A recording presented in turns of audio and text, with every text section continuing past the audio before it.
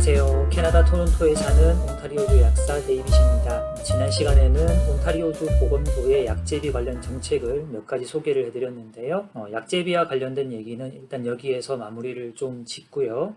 오늘은 캐나다에서 약사가 실제로 어떻게 일하는지, 그리고 그 역할의 범위는 어디까지인지에 대해서 얘기를 좀 시작해 보도록 하겠습니다. 우선 캐나다 약국의 직원 구성인데요. 먼저 오너가 있습니다. 한국의 모든 약국은 약사만이 개설이 가능하지요. 그 때문에 면허 대여 같은 일종의 범법 행위가 발생하기도 하는데요. 캐나다는 약사가 아니라도 약국 개설 및 운영이 가능합니다. 당장에 제가 일하는 약국도 약사가 아닌 분이 공동으로 오너십을 갖고 있지요. 다만 프랜차이즈의 내부 방침으로 약사만이 오너십을 가지도록 하는 곳도 있는데요. 제가 알기로는 그동안 여러 차례 소개해드렸던 샤퍼스 드럭마트가 이에 해당하고 있습니다. 그 대신에 모든 약국은 약국으로서의 총괄적인 운영에 책임을 지는 Designated Manager, DM이라는 직책의 약사가 지정이 되어 있습니다. 마침 제가 속한 약국이 오는 6월에 약사회 종합감사를 받게 되어서 지정된 온갖 매뉴얼을 제가 한참 뒤지면서 하나하나 체크를 하는 중인데, 이 데지네이티드 매니저가 약국을 정상적으로 관리하기 위해서 해야 될 일이 정말 많은 것 같습니다. 약국의 운영과 관련된 A부터 Z까지 하나하나 매뉴얼화가 안 된 부분이 없어요. 규정들을 들여다보면서 놓친 부분은 없는지, 내가 미처 모르고 있었던 것들은 없는지 확인하고 기준에 맞게 스스로를 업데이트하는 좋은 기회라고 생각을 해야 되겠죠. 그리고 한국 약국과 대비되는 점 중 또 하나일 텐데, 바로 테크니션 및 파머시 어시스턴트의 존재와 역할이 되겠습니다. 한국 약국의 경우 약사가 아닌 직원이 조제 과정의 거의 대부분에 개입을 해서는 안 되는 것으로 알고 있습니다. 오직 약사만이 조제라는 그 고유한 역할을 할 수 있고, 약사가 아닌 분은 보조적으로 물건을 가져다 준다든지 정리를 한다든지 하는 약사가 조제 행위를 정상적으로 할 수 있도록 지원해주는 역할만 가능한 거죠. 제가 그새 뭔가 한국에 변화가 있었나 해서 관련 키워드로 검색을 좀 해봤더니 여전히 대부분의 기사가 약국 직원의 불법 조제 행위와 관련된 기사였어요. 하지만 캐나다는 약사가 아니라도 조제가 가능합니다. 약사회에 정식으로 등록된 자원인 파머시 테크니션이 있고요. 등록되지 않지만 약국에서 고용하여 조제 업무를 지원하는 파머시 어시스턴트가 있죠. 이 두 직종 다 약사의 감시하에서 조제가 가능합니다. 일반 어시스턴트는 특별한 자격 요건이 없어요.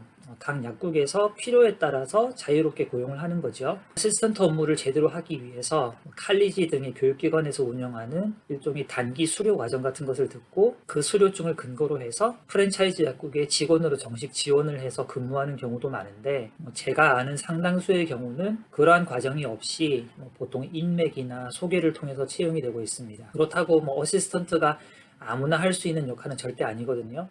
기본적으로 이 조직 내에서 일어나는 일을 훤히 꿰뚫는 시야가 필요하고요. 그리고 하루 종일 바쁘게 돌아가는 약국 일의 흐름이 끊어지지 않도록 수시로 적절히 본인의 역량을 투입해야 되는 자리예요. 무엇보다 약국에 환자가 처음 발을 들여놓았을 때 환자를 제일 먼저 만나고 처방전이나 환자의 요청을 접수받는 사람이 거의 항상 어시스턴트겠죠.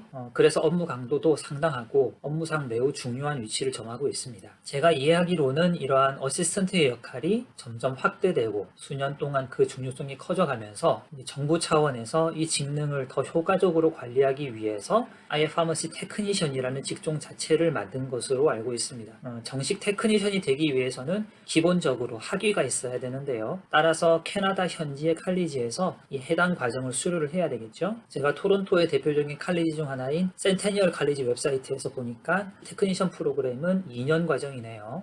이 과정을 다 마친 후에 약사가 약사회에 면허 등록을 하는 과정과 마찬가지로 이 약사회에 어카운트를 오픈한 후에 지시된 여러 과정을 거쳐서 자격증을 취득하게 되는 것입니다. 약사회 홈페이지를 잠깐 들여다보면요. 먼저 말씀드린 대로 어카운트를 오픈하고요. 실습을 하는군요. Structured Practical Training이라고 되어 있죠. 현재 규정으로는 매주 35시간 이상, 최소 12주간 실습을 해야 되네요. 그리고 법 시험도 미리 쳐놓아야 되고요. 제일 중요한 것이 자격 시험이네요. 파트 1, 파트 2로 나눠진 자격 시험이 있고요. 이것까지 다 합격을 하고 나면 마지막으로 폴리스 백그라운드 체크를 한 서류와 예전에 말씀드렸던 적이 있는 약화사고 보험 가입 서류까지 다 합쳐서 이렇게 접수를 해야 비로소 약사회로부터 승인을 받고 자격증을 취득해서 Registered Pharmacy Technician으로서 일할 수 있게 되는 것입니다. 자, 이렇게 적지 않은 시간에 공부와 준비를 해서 정식으로 테크니션이 된 분들은 과연 어느 정도 범위의 일을 할 수 있을 것인지 궁금하실 텐데요. 온타리오주 약사회의 자료를 살펴보시면 이렇게 표로 잘 정리가 되어 있습니다. 제가 보면서 하나씩 말씀드려 볼게요. Legal Authority for Scope of Practice and Authorized Act라고 되어 있는데요. 지금 왼쪽에 보면 약사가 할 수 있는 일, 파트 A, 지금 액티브한 약사가 할 수 있는 일들이 나와 있어요.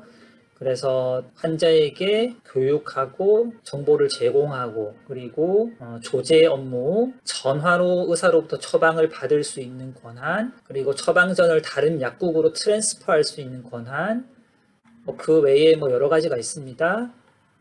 지금 이 첫 페이지만 보시면 하나씩 볼게요. 환자 교육에 대한 부분들은 일반적인 것들은 테크니션도 가능하지만 클리니컬이나 테라퓨틱 쪽은 불가능하다. 이제 이렇게 명시가 되어 있고, 그러니까 일반적인 것들은 테크니션도 가능하고 테라퓨틱과 관련된 것은 못하지만 그 외에 일반적인 업무들은 할 수 있다라고 되어 있죠. 그러니까 디스펜스, 셀, 컴파운드 드럭스 하는 거, 약 조제에 대한 부분을 할 수 있다라고 되어 있는 거죠. 그리고 다음 장을 보시면 이 왼쪽에는 약사가 할 수 있는 여러 가지 가능한 역할들이 있죠. 그 중에서 인플루엔자 백신 얘기가 나오죠. 캐나다 약국에서는 약사가 인플루엔자 백신이나 지금 하고 있는 코비드 백신이나 그런 여러 가지 종류의 백신들을 놓을 수가 있어요. 이 권한의 일부도 최근에 테크니션이 얻게 되어서 이런 백신도 테크니션이 놓을 수가 있는 그런 상황이 되었습니다. 이런 정도로 약사와 함께 일을 할 수 있을 수준이기 때문에 어느 정도 이상 규모가 되는 약국들도 한 타임에 여러 명의 약사를 두지 않고 대신에 약사 한 명과 한두 명의 테크니션을 풀타임으로 고용을 해서 약국의 제반 업무가 물 흐르듯이 흘러가도록 하는 중요한 역할을 부여받게 됩니다. 군대 이야기를 해서 죄송하지만 군대로 치면 일종의 행정보급관 역할이다라고 봐도 될 것 같아요. 약국에서 일어나는 일들을 관리자만큼 잘 알고 오히려 세세한 부분들은 좀 더 확실하게 꿰고 있는 살림꾼인 거죠. 약국의 규모나 상황에 따라서 이러한 인력 구성은 조금씩 차이가 있습니다. 특별히 테크니션이 없이 약사와 어시스턴트로만 운영하는 약국도 많아요. 규모가 비교적 작다거나 어시스턴트의 역량이 충분하기 때문에 굳이 테크니션을 쓸 필요가 없는 약국의 경우가 이에 해당할 겁니다. 대신에 이런 약국들은 약사와 테크니션이 그 약사회에 등록돼 있는 라이센스를 기반으로 해서 책임을 분담하는 그런 형태와는 달리 약사가 직원에게 업무들은 위임했지만 그 모든 일에 대해서는 약사가 오롯이 책임을 지게 되겠죠. 이렇게 설명드린 대로 한국의 약국에서는 약사만이 할 수 있는 상당수의 업무가 테크니션이나 어시스턴트에게 위임이 되어 있는 상황에서 과연 그러면 캐나다 약사는 약사로서 무슨 일을 하느냐라는 질문이 당연히 나올 수 있을 겁니다. 자, 우선 약사는 당연히 약국 직원들이 하는 모든 조제 업무에 대한 권리와 의무가 있겠죠. 절대로 가볍게 여겨서는 안 될 업무입니다. 조제 업무가 원활하게 돌아가야 그 이상의 것을 할 수 있을 테니까요. 여튼 이 조제 업무에 대해서는 숙련된 직원의 도움을 충분히 받기 때문에 약사는 약사로서의 전문성을 살려서 좀 더 높은 수준의 환자 상담과 양료 서비스 제공에 집중할 수 있게 되는 거겠죠. 한국 약국의 경우는 물론 여러 가지 상황이 복합적으로 작용하고 있기 때문에 조제 보조원의 양성화에 대해서 여전히 반대 의견이 높은 것으로 알고 있어요. 제가 그 뒷사정은 잘 모르겠고요.